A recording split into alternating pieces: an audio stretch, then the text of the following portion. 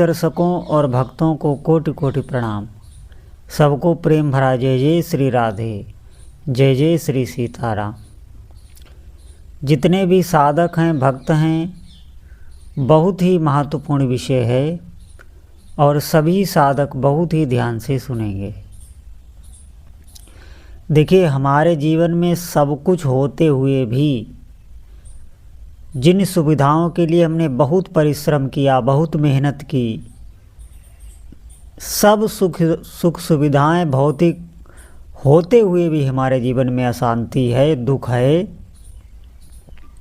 आप ध्यान दें, इसका मुख्य कारण है जो बहुत ही आवश्यक कार्य था, भजन, भगवान का नाम जप, वो हमने नहीं किया और इसी से हमारे जीवन में असंतुष्टि बनी हुई है। आपको कभी स्वप्न में भी सुख नहीं मिल सकता। ध्यान रखें, जैसे हमारा कोई भी बहुत आवश्यक कार्य हो और उस कार्य के पूर्ण हो जाने पर हमें शांति का अनुभव होता है। आप देखेंगे, आप अपने भौतिक जीवन में देखेंगे, बहुत आवश्यक कोई कार्य हो और उस कार्य को आपने बहुत श्रम से किया और वो कार्य जब पूर्ण हो गया तो आपकी उस आवश्यकता की पूर्णता के बाद, उस कार्य की पूर्णता के बाद एक शांति का, एक बहुत ही सुख का अनुभव होता है। ठीक इसी प्रकार ये मनुष्य जन्म हमें भगवान के नाम जप और भजन के लिए मिला है कि हम अपना काम बना लें, और वही कार्य ना करने के कारण व्यक्ति इस बात को समझ ही नहीं पाता। वो अपने दुख को भौतिक सुख सुविधाओं में ढूंढता है, उसी के लिए श्रम करता है रात दिन। अज्ञान के कारण वो सोचता है मैं इससे सुखी हो जाऊंगा, लेकिन उसका भजन, उसका जन्म ही हुआ है भजन के लिए कि भजन करके ही वो उस अवस्था को प्राप्त कर सकता है जिसके लिए वो शरीर धारण करके इस मृत्युलोक में आया है। लेकिन ये भजन उससे नहीं होता, बाकी सभी कार्य होते हैं। बाकी आप देखेंगे सुबह से शाम तक ये मन आपको चैन नहीं लेने देगा, आपको व्यर्थ के कामों में उलझाए रखेगा। देखिए, जीवन अगर मोटा मोटा भी देखा जाए तो जीवन यापन के लिए हमें इतनी आवश्यकता नहीं होती जितनी हमारी इच्छाएं हमें बांधे हुए हैं। मन की अनंत इच्छाएं हैं। आप कभी भी अगर विश्लेषण करके देखें तो सारी इच्छाएं व्यर्थ हैं। कोई ऐसी इच्छा नहीं है जो आपके शरीर का पालन पोषण करे। शरीर का पालन पोषण करने के लिए बहुत कम में भी हमारा काम बन सकता है। इसका मतलब ये नहीं आप धन उपार्जन करना छोड़ दें, विरक्त हो जाएं। ये बात समझने के लिए है कि हम अपने मन को समझाएं, सभी कार्य करते हुए भी अधिक से अधिक नाम जप करें। आप समझें, हमारा लक्ष्य ही होना चाहिए भगवत भजन। आप सभी कार्य करें और दुख का कारण यही है। जिस दिन हमारी समझ में आ जाएगा कि भजन के बिना हमें सुख शांति चैन मिलने वाला नहीं है, उसी दिन से भजन में लग जाएंगे। और वास्तविकता यही है, आप कुछ भी करके देख लें, आपको कभी भी शांति नहीं मिल सकती। और आप भजन करना आरंभ कर दें निष्कपट भाव से। ये ध्यान रखें, निष्कपट भाव का मतलब है हम किसी के साथ भी छल ना करें। भोग पदार्थ के लिए, धन के लिए हम कर्म कुकर्म तक करने को तैयार हो जाते हैं। दूसरे को कष्ट देने में भी हम सकुचाते नहीं। ये ध्यान रखें, जो कार्य आपको अपने साथ पसंद नहीं है, जो व्यवहार, वो आप कभी भी दूसरे के साथ ना करें। अपने आचरणों पर विशेष ध्यान रखें। हम किसी को भी दुख ना दें। हम भावना से सबको सुख पहुंचाने की कोशिश करें। भले ही प्रकट में हमारी इतनी सामर्थ्य नहीं है, हमारे पास शारीरिक शक्ति नहीं है, हमारे पास धन नहीं है, लेकिन हम भावना से सबको सुख पहुंचाने की कोशिश करें और भजन करें तो थोड़े ही दिनों में आपको वो सुख वो चैन मिलेगा। निश्चित मानिए इस जगत में आप कुछ भी कर लें वो आपको प्राप्त नहीं हो सकता।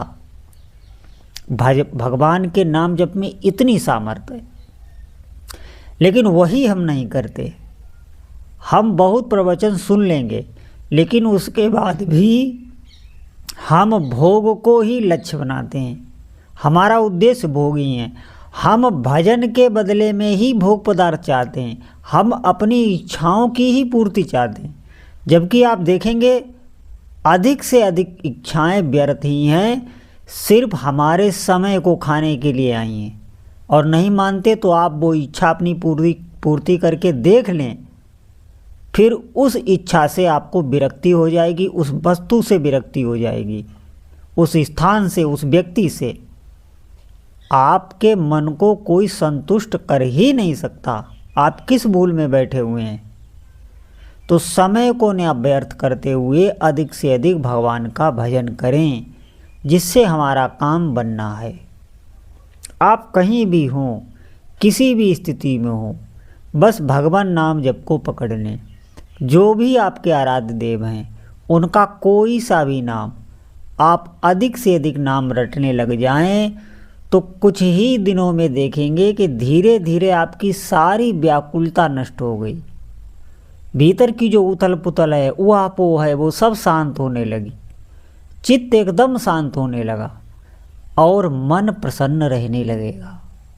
आप ध्यान दें, अच्छे अच्छे विचार आने लगेंगे, हृदय में भजन का उत्साह बढ़ेगा। अभी आप देखेंगे कुछ समय भजन करते हैं, उसके बाद उत्साह कहाँ छू हो जाता है, बिल्कुल भीतर कोई उत्साह नहीं रहता। धीरे धीरे अश्रद्धा होने लगती है। ये सब पापों का कारण है। जो पूर्व में हमने पाप किए हैं वो संस्कार हमारे भीतर हैं, और इन्हीं संस्कारों को हमें भजन के द्वारा मिटाना है। अधिक से अधिक भगवान का नाम जप करें, और कोई इतना सरल मार्ग नहीं है और इतना ऊंचा मार्ग नहीं है। ये सबसे ऊंचा मार्ग है। इस पे बस चलें और धैर्य के साथ नाम जप करें। ये नहीं है कि हमने 2-4 दिन से, बहुत लोग तो कहते हैं इतना समय हो गया हम नाम जप करने में कोई लाभ नहीं। देखिए, आप अपना बैठ के एकांत में विश्लेषण अवश्य करें।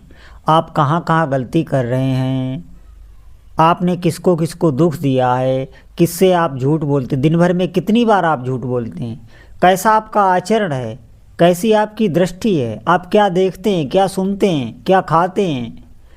आप अपना विश्लेषण करें और आपको समझ में आ जाएगा। 2-4 मिनट बैठ के प्रत्येक साधक को अपना विश्लेषण करना चाहिए। आप नाम जप करें, धैर्य के साथ करें, थोड़े ही दिनों में आपको लाभ मिलने लगेगा।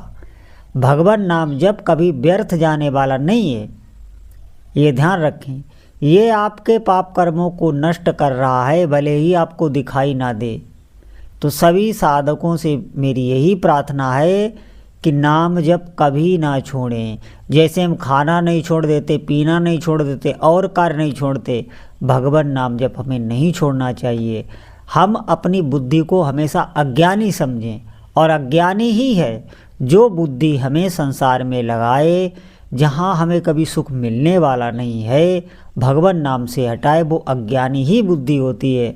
और जो बुद्धि भगवान के नाम जप में हमें लगाए, संसार से हटाए, उस बुद्धि में भगवान का ज्ञान प्रकट होने लगा है। ये ध्यान रखें। तो सभी कार्य करते हुए अधिक से अधिक भगवान का नाम जप करें, थोड़े ही दिनों में निश्चित ही आपको लाभ मिलेगा। बोलो जय जय श्री सीताराम।